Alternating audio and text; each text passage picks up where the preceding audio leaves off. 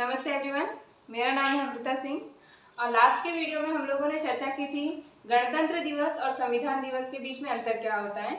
आज के इस वीडियो में हम संविधान की कुछ बेसिक प्रॉपर्टीज हैं उनके बारे में चर्चा करेंगे।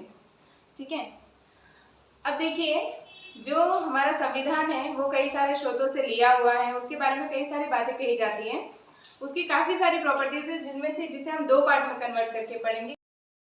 संविधान की 5 प्रॉपर्टीज मैंने आज आप पे लिखी हैं और बाकी की जो प्रॉपर्टीज है वो नेक्स्ट वीडियो में मैं शेयर करूंगी। अब देखिए, संविधान की जो सबसे मेन और इम्पोर्टेंट है वो है आपका जो संविधान है वो सबसे लंबा लिखित संविधान है। संविधान 2 तरीके के होते हैं, एक लिखित होता है और एक अलिखित होता है। इसका मतलब एक रिटन होता है और एक ओरल होता है जिसे लिखा नहीं जाता, जो ब्रिटेन का कॉन्स्टिट्यूशन है। और दूसरा होता है लिखित संविधान, जो हमारे देश का है, जो लिखा हुआ है।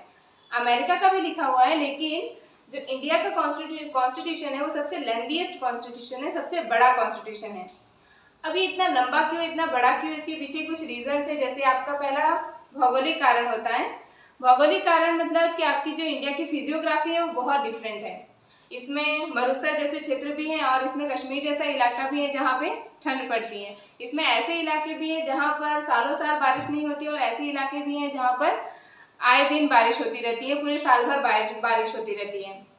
इसलिए इसकी फिजियोग्राफी इतनी डिफरेंट होने की वजह से इसका कॉन्स्टिट्यूशन काफ़ी लंबा हो चुका है, पहला रीज़न है।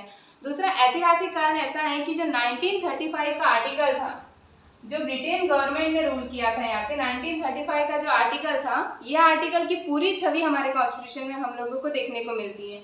इस आर्टिकल में कुछ बेसिक डिफरेंसेस किए गए हैं और उसके बाद आज भी यह आर्टिकल पूरा का पूरा हमारे कॉन्स्टिट्यूशन में हमें मिलता है। कुछ चीज़ें हटाई गई हैं, जैसे कि हम ब्रिटेन के अधीन नहीं हैं, यहाँ पे जो सुप्रीम होगा वो हमारे प्रेसिडेंट होंगे, न कि ब्रिटेन के जो किंग होते हैं या वहाँ की जो क्वीन होती हैं। तीसरा जो सबसे इसका इम्पोर्टेंट रीज़न है वो ये है कि इंडिया के कॉन्स्टिट्यूशन में इसके जो राज्यों का कॉन्स्टिट्यूशन है वो भी लिखा गया है कि राज्यों को किस तरह से रूल किया जाएगा। अमेरिका में जो सब स्टेट्स हैं, स्टेट्स का अपना अपना कॉन्स्टिट्यूशन है, लेकिन इंडिया में जो राज्यों का कॉन्स्टिट्यूशन है वो उसी में लिखा हुआ है। ये एक इम्पॉर्टेंट रीज़न है कि इंडिया का कॉन्स्टिट्यूशन बहुत लंबा हो चुका है।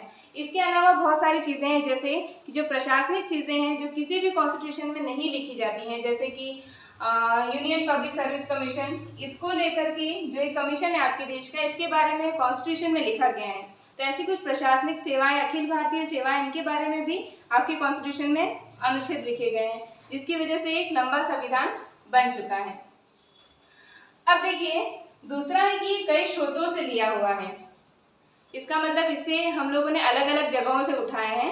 इंडिया के कॉन्स्टिट्यूशन बनने से पहले लगभग हम लोगों ने 60 कंट्रीज के कॉन्स्टिट्यूशन को देखा था, जिसमें से जिस कॉन्स्टिट्यूशन में जो स्पेशल थिंग थी उसे हम लोगों ने ली। जैसे कि अमेरिका का जो कॉन्स्टिट्यूशन था, अमेरिका के कॉन्स्टिट्यूशन से हम लोगों ने मौलिक अधिकार लिए थे, फंडामेंटल राइट्स लिए थे, जो ये हम लोगों को सबसे पावरफुल बनाते हैं इस कंट्री में। सेकेंड, आयरलैंड से हम लोगों ने नीति निर्देशक तत्व लिए थे। इसी की तरह जापान से, ऑस्ट्रेलिया से, फ्रांस से, इनके कॉन्स्टिट्यूशन को भी रीड आउट करने के बाद एक निचोड़ निकाल करके हमारा कॉन्स्टिट्यूशन बना था। जो डॉक्टर बाबा साहेब आम्बेडकर है वो ये भी कहते हैं कि आपका जो कॉन्स्टिट्यूशन है, इंडिया का कॉन्स्टिट्यूशन सबसे अच्छा और सबसे बड़ा है। वो इसलिए क्योंकि ये कई सारे कंट्री के कॉन्स्टिट्यूशन का एक निचोड़ है, इन सभी को पढ़ करके इसे बनाया गया है, इनका एक सार है।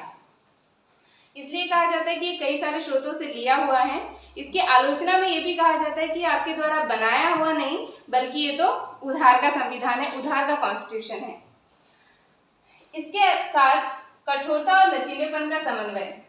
कठोरता कॉन्स्टिट्यूशन में लेकर के, कठोरता का मतलब ऐसा होता है कि कॉन्स्टिट्यूशन में अमेंडमेंट्स करना, इसका मतलब कि कॉन्स्टिट्यूशन में चेंजेस करना, उसमें संशोधन करना जितना ज़्यादा इजी होगा वो उतना ही लचीला होगा और जितना ज़्यादा टफ होगा वो उतना ही कठोर होगा। लेकिन आपका कॉन्स्टिट्यूशन ऐसा है जिसमें लचीलापन और कठोरता दोनों ही देखने को मिलती हैं। कुछ आर्टिकल्स ऐसे होते हैं जिसे हमारे संसद की विशेष बहुमत के साथ ही पारित किया जा सकता है, उसे चेंज किया जा सकता है, संसद का विशेष बहुमत चाहिए। इसके अलावा राज्यों की भी अनुमति लेनी होती है और फिर हम कॉन्स्टिट्यूशन में अमेंडमेंट्स कर सकते हैं, संशोधन कर सकते हैं। लेकिन लचीलेपन में का मतलब ऐसा है कि जिसमें अमेंडमेंट्स करना बहुत इजी हो, और हमारे कॉन्स्टिट्यूशन में ये भी पॉसिबल है कि हम संविधान के कुछ आर्टिकल्स में साधारण बहुमत से, पार्लियामेंट के एक साधारण बहुमत से भी हम उसमें चेंजेस कर सकते हैं।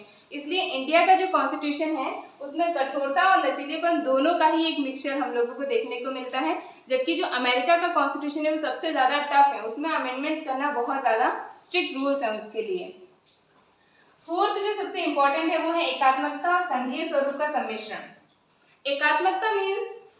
एकात्मकता इसका मतलब ऐसा होता है कि जब आपकी जो पावर होती है सेंट्रल गवर्नमेंट के पास पूरी पावर हो किसी कंट्री को रूल करने के लिए, सेंटर जहाँ पे सबसे ज़्यादा मजबूत हो उसे हम लोग एकल स्वरूप बोलते हैं संविधान का, कि यहाँ पर सेंटर सबसे ज़्यादा मजबूत है। और संघीय स्वरूप का मतलब होता है जहाँ पे सेंटर के साथ इक्वल राइट्स राज्यों को भी दिए जाए, स्टेट्स भी पावरफुल हो। आपकी कंट्री में दोनों चीजें हम लोगों को देखने को मिलती है कि जहाँ पे एकल स्वरूप है इस संविधान का, वहीं दूसरी तरफ संघीय स्वरूप भी देखने को मिलता है। एकल स्वरूप इसलिए बोल सकते हैं क्योंकि जब देश में आपातकाल की स्थितियां होती हैं उस समय आपका सेंटर सबसे ज्यादा मजबूत होता है, जो सारी पावर्स होती है वो सेंटर के पास होती है। और संघीय स्वरूप इसलिए बोल सकते हैं क्योंकि आपके जो स्टेट्स हैं उनके पास भी पावर है, उनको भी जब एक नॉर्मल स्थिति होती है यानी कि इमरजेंसी जैसी परिस्थिति नहीं होती उस अवस्था में जो स्टेट्स होते हैं उनको राइट्स दिए गए हैं कि वो अपने स्टेट को अपने तरीके से रूल कर सकते हैं, उनके लिए रूल्स और रेगुलेशंस बना सकते हैं। इसलिए एकात्मकता और संघीय स्वरूप दोनों ही हम लोगों को हमारे कॉन्स्टिट्यूशन में देखने को मिलते हैं, जो कि एक बहुत ही डिफरेंट थिंग है। जो जनरली कॉन्स्टिट्यूशन को दो ही बेसिस पे डिवाइड कर सकते हैं, कई लोग ऐसा कहते हैं कि इनका कॉन्स्टिट्यूशन एकल स्वरूप का होना चाहिए और कुछ ऐसे कहते हैं कि संघीय स्वरूप का होना चाहिए, लेकिन इंडिया अकेली ऐसी कंट्री है जिसमें दोनों चीज़ें हम लोगों को देखने को मिलती हैं। तो इसे आलोचना भी कहते हैं कि ये डिसाइड ही नहीं है कि किस तरह का कॉन्स्टिट्यूशन है, ये एकल स्वरूप का है या ये संघीय स्वरूप का है, लेकिन इसके बावजूद दोनों चीज़ें हम लोगों को हमारे कॉन्स्टिट्यूशन में देखने को मिलती हैं। नाउ जो फिफ्थ प्रॉपर्टी है संघीय शासन प्रणाली, ये जो प्रॉपर्टी है ये हमने ब्रिटेन गवर्नमेंट से जो 1935 का एक्ट उन्होंने लागू किया था, ये संघीय शासन प्रणाली का ही एक्ट था। और इस एक्ट की उस समय भारतीय लोगों को इतनी आदत लग चुकी थी कि हमने इसमें कुछ बहुत ज़्यादा परिवर्तन नहीं किए और इसी संघीय शासन प्रणाली को कंटिन्यू किया। तो आज भी हमारा देश इसी प्रणाली पर चलता है। संघीय शासन प्रणाली का मतलब ऐसा है कि जिसमें आपके प्रेसिडेंट और आपके पीएम डिफरेंट हो और उनकी पावर्स भी डिफरेंट हो, लेकिन अध्यक्षीय शासन प्रणाली ऐसी होती है जिसमें प्रेसिडेंट और पीएम दोनों की पावर एक ही में हो, जैसे कि अमेरिका में आप देखेंगे कि जो पीएम है वही प्रेसिडेंट भी है, दोनों की पावर एक ही के पास है, वो अध्यक्षीय प्रणाली है, इसे जिसे हम लोग राष्ट्रपति प्रेसिडेंशियल सिस्टम भी कहा जाता है। और संघीय शासन प्रणाली में प्रेसिडेंट और पीएम इन दोनों की पावर डिफरेंट होती है। आज के इस वीडियो में हमने संविधान की 5 प्रॉपर्टीज के बारे में बात की। इसकी जो और प्रॉपर्टीज है उसके बारे में हम नेक्स्ट वीडियो में बात करेंगे। इस वीडियो से रिलेटेड और इस इन्फॉर्मेशन से रिलेटेड आपके जो भी विचार है वो मुझे कमेंट सेक्शन में ज़रूर बताएं।